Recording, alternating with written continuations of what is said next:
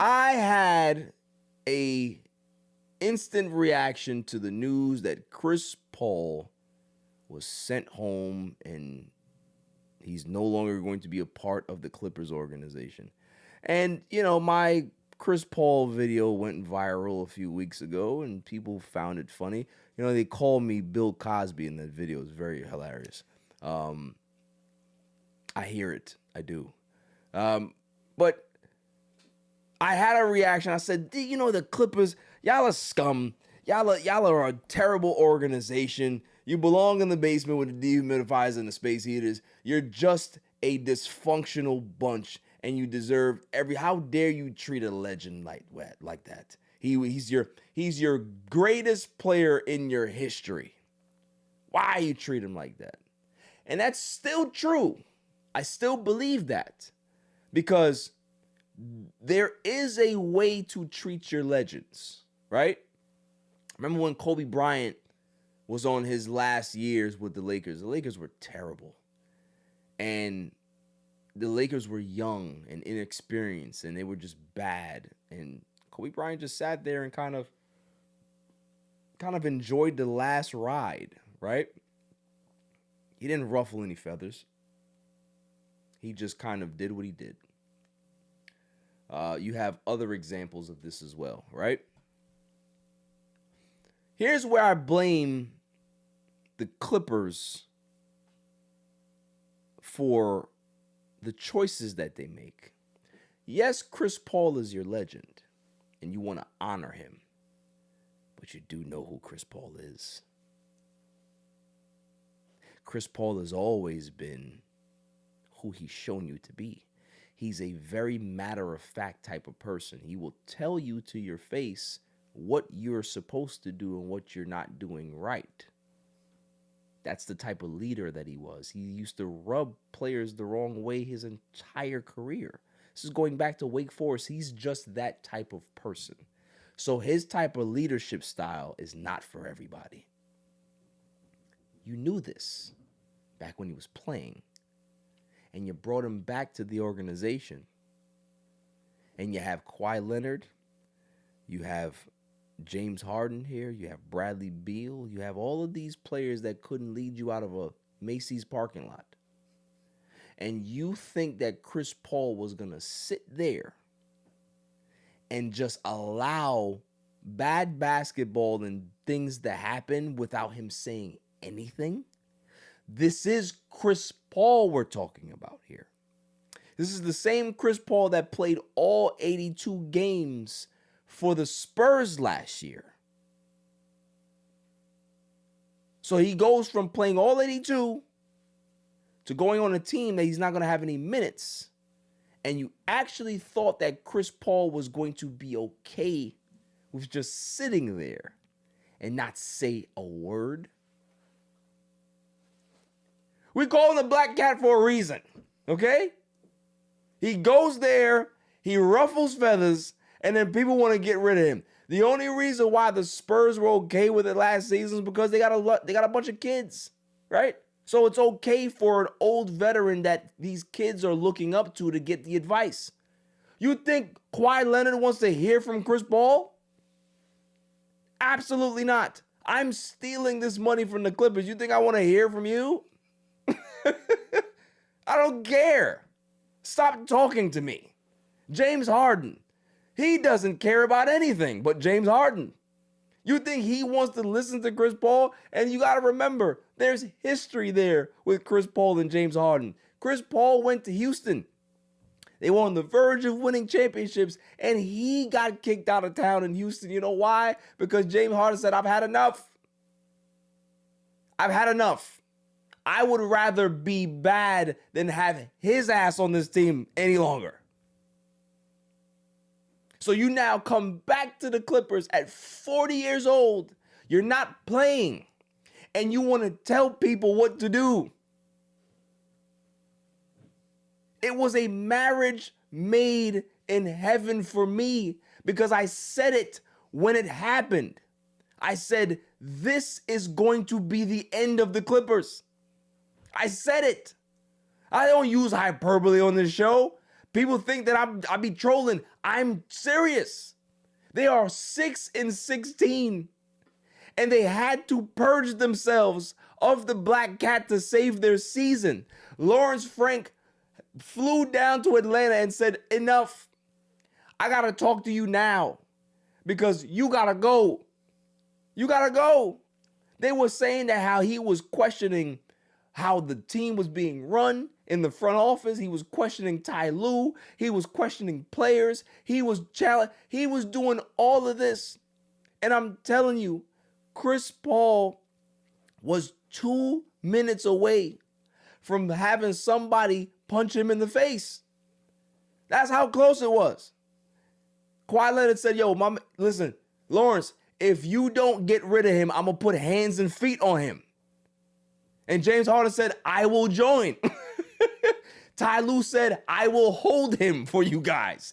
That's how bad it was. They said in the report through The Athletic that Ty Lue and Chris Paul haven't spoken in weeks. You understand how bad it has to be for your head coach to not speak to you? But I'm not letting the Clippers off the hook here. Chris Paul has a lot to do with this. But I'm not letting the Clippers off the hook. You know why? Because there's a pattern here. When Russell Westbrook was here, him and Ty Lue fell out. When John Wall was here, him and Ty Lue fell out. Where's the coincidence here? There is none. Is that whenever somebody comes to the Clippers organization and they start questioning how things are run, and they start to try to bring some type of normalcy and some accountability, they get walked out the fucking door. Why is that? Because the Clippers don't want to be accountable. They want to be the Clippers. They want to stay in the basement with the dehumidifiers and the space heaters. That's where they're comfortable. Don't come and try to mess up what we got going on. We know how bad we are. We're okay with it. It's like a pig that lays in their shit. They know it's shit, but they choose to sit in it anyway. They don't care. Yeah, I know I just went there, but it's fine. I understand. Don't come in here telling me to clean up my stuff, though. This is my poop. This is my pen. It's just like you go to anybody's house, right? You go to somebody's house and something may be out of place or it may even be really dirty, right? And you say, hey, I want to clean that. They're going to look at you like, you can leave. Right? You got two choices. You can either leave the thing alone and let it be dirty, or you can get the hell out.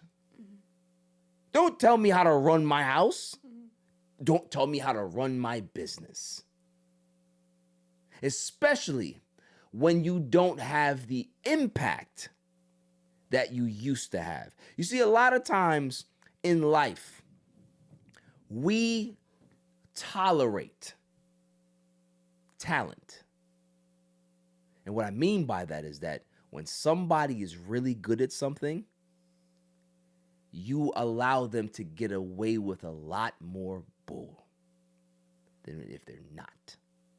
So if somebody is talented, they're a talented graphic designer, they're a talented editor, they're a talented actor, that actor will be able to act like a fucking maniac on set. But they tolerate the actor because that actor is so great. Is that they know that when that actor finishes that film, everybody's going to get rich. Everybody's going to be on front page and be famous, right? Everybody's going to be able to elevate their profile because of this particular actor, right? It's just the way it goes. We tolerate talent. But when that talent is no longer talent anymore, your toleration goes down. You don't listen to it anymore. You're 40. You're not playing on this team. It'd be something if you were a starting point guard, you were leading the league in assists, this team was still being bad, but you had an impact on the floor.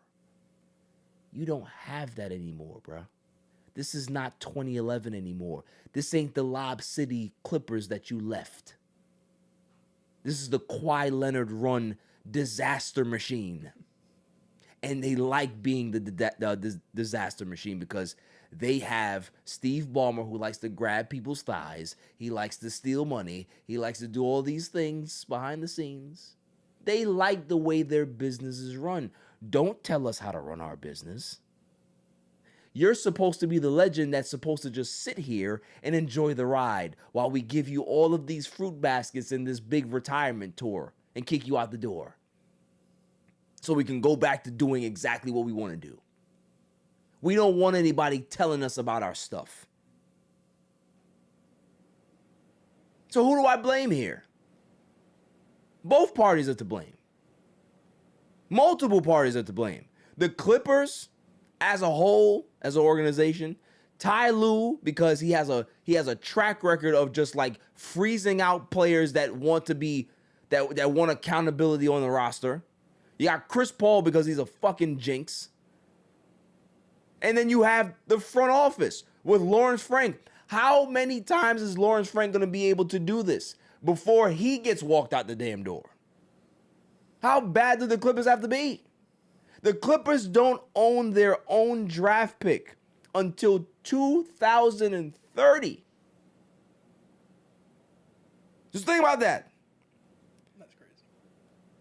They don't own the rights to their own draft pick for 5 more seasons.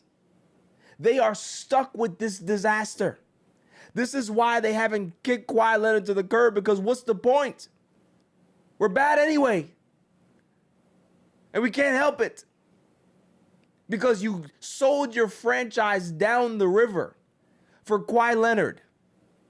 And this is what happens. And Chris Paul is saying, yo, this ain't right.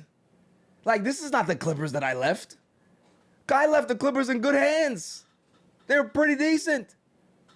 Everything was in place. Just didn't have the tools to win a championship, so I went somewhere else. But this place is a shit show now. And you got these 1,000 bathrooms. Who cares? What about the basketball on the court? So I understand that he's always going to be him, but there comes a time where you gotta mute up, bro. It's not about you anymore. Your job is to be the veteran on the team to be able to get the young players around, develop those guys, help Ty Lue coach this team. That's your job. But the sad part is that there are not many young players on the Clippers. You know why? Because they don't have no damn draft. They ain't got no draft picks to go sign no young players. It is a disaster over there. Disaster franchise, jinx player, you put them together, and this is what we have. It's great. The fact that I can be able to lead off my show and talk about the Clippers in such a negative way, this brings joy to my heart. I can end the show right now and feel like I had a successful podcast. It could be 30 minutes long. I did my job because I've told people from day one, death, taxes, Clippers will always be bad. You can pencil it in. It's great.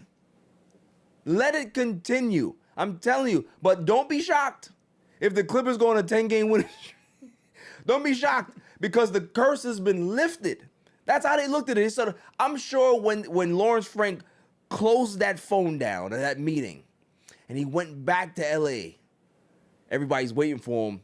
You ever seen that meme of that coach when he got into the locker room and everybody's like, hey, high-fiving? That's how Lawrence Frank got back to the Clippers. Everybody was waiting for him. He's like, so what happened? Tell us the details. How did it work? How did the date happen? What did the... And he said, he's gone, guys. Yeah!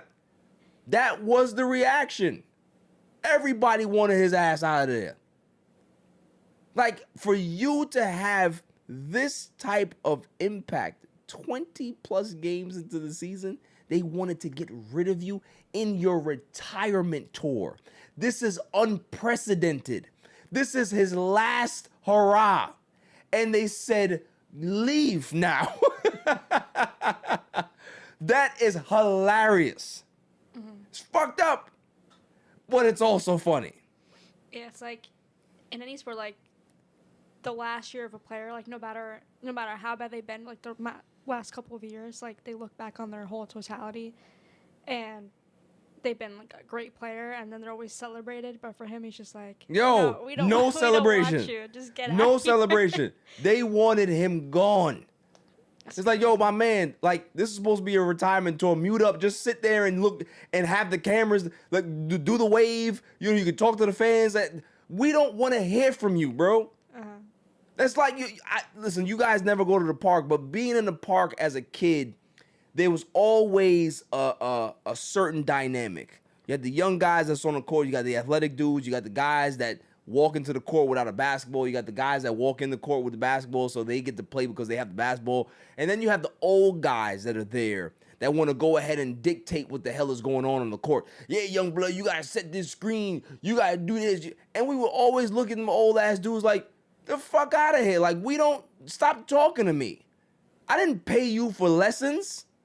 I don't need your advice. I come out here to hoop. I just want to hoop.